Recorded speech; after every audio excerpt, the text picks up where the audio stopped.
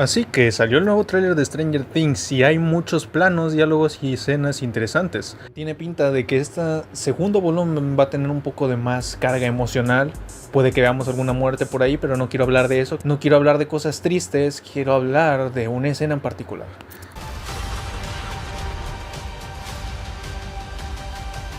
¿Qué carajos fue eso? Pues creo que tengo la respuesta. Hay algo en el volumen 1 que me dejó cuestionándome todo, y ese algo es: ¿por qué los Demogorgons que fueron a secuestrar a Holly no mataron a Ted y a Karen? Porque si se dan cuenta, el Demogorgon no ataca a Ted hasta que este utiliza el 0.1% de su poder para atacarlo con el palo de golf, ni atacó a Karen hasta que esta utilizó una botella rota para apuñalarlo. Es casi como si el Demogorgon hubiese ido solo a llevarse a Holly sin instrucciones de hacerle daño a nadie más. El mismo Lucas cuestionó esto, cuestionó el por qué dejar vivos a los Wheeler y llevarse a Holly en vez de solo asesinarlos para hacer sufrir a Nancy y a Mike.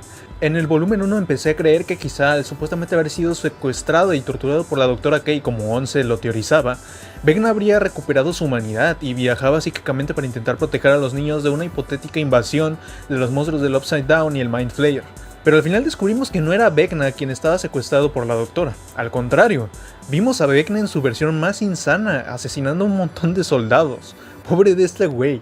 Este no, me cagaba, qué bueno que se quemó el culero. Encima, el hecho de que haya mandado a los Demogorgons a matar a Mike, Lucas y Robin hizo que descartara por completo la teoría de que Vecna se haya pasado al lado de los buenos.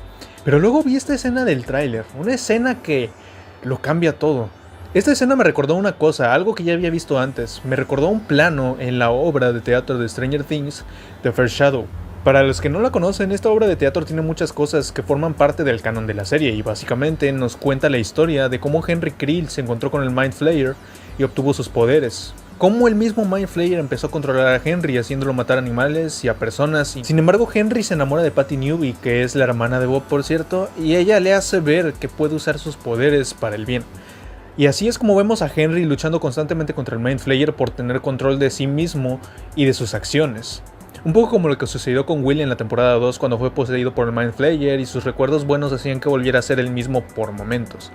O lo que sucedió con Billy al final de la temporada 3, donde un recuerdo hizo que pudiera hacer una última buena obra, librándose del control de lo que era el desboyamentes. No hace falta decir que el Mind Flayer ganó la pelea contra Henry, en el momento en el que lo vemos asesinar a un montón de niños en el laboratorio de Hawking, que curiosamente esa vestimenta, esa versión de Henry es la que vemos cuando está persiguiendo a Max y en esta escena del tráiler. La razón por la que el Mind Flayer pudo ganarle a Henry y no a Will es el hecho de que Will tenía el amor de muchas personas importantes en su vida, mientras que Henry perdió a la mayoría de esas personas y encima era torturado por el Dr. Martin Brenner.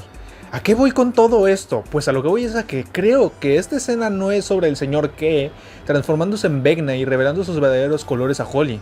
Creo que en realidad esta escena representa a Henry luchando contra el Mind Flayer por el control de su propia mente.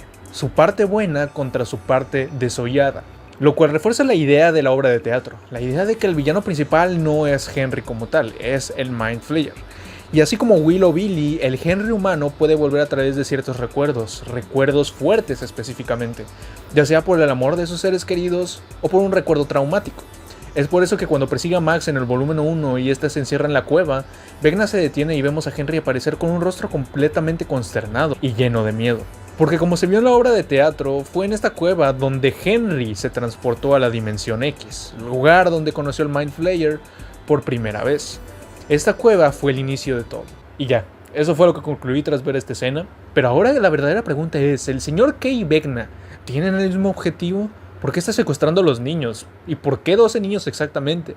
¿Por qué este dibujo de Will tiene una forma similar al agujero de gusano que según el señor Clark y Erika podría permitir viajes entre dimensiones o viajes en el tiempo? Sinceramente, que metan viajes en el tiempo en películas y series que me gustan es algo que me da miedo, porque es raro que se haga bien.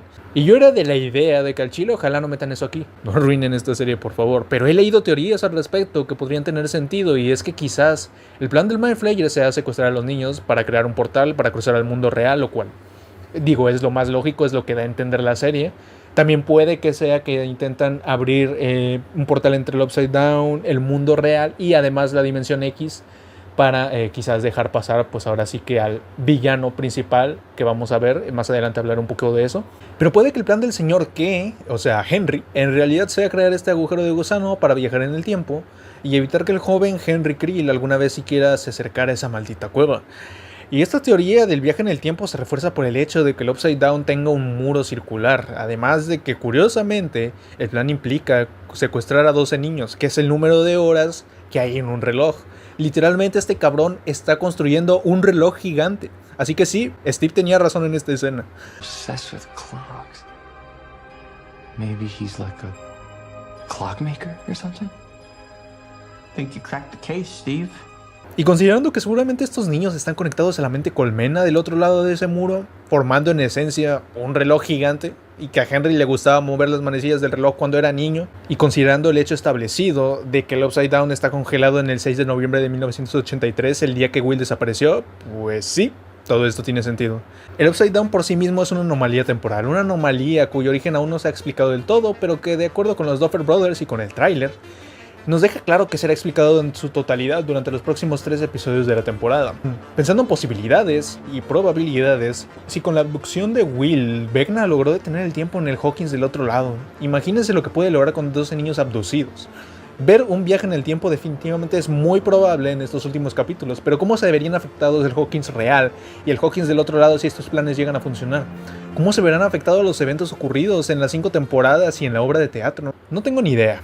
Y es por eso que odio los viajes en el tiempo y espero que no suceda, pero la teoría tiene sentido al final de cuentas y hay muchas señales, entonces tengo miedo, pero bueno. De lo que sí estoy seguro es de que Vecna no es el villano final. El verdadero villano es el Mind Flayer, el desollamentes, y si las visiones de Nancy en la 4ª temporada son verdaderas de alguna forma, es muy posible que lo veamos en su forma final como una bestia enorme, tal como Nancy lo describió.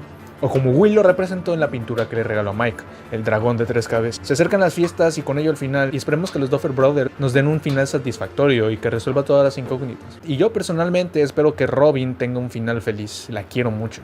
Este es mi primer video hablando de teorías de Stranger Things y mi segundo de la serie, así que si quieren ver más, denle like y díganme en los comentarios. Quisiera hablar en un video un poco de esta guerra de Eleven contra Byler, díganme si les gustaría, quizá lo haga. En fin, mis redes están en la descripción junto con mi otro canal donde hablo de lucha libre, por si quieren ir a checarlo. Están muy chingones esos videos. Muchas gracias por ver, nos vemos hasta la próxima. Goodbye. Good night. Bye.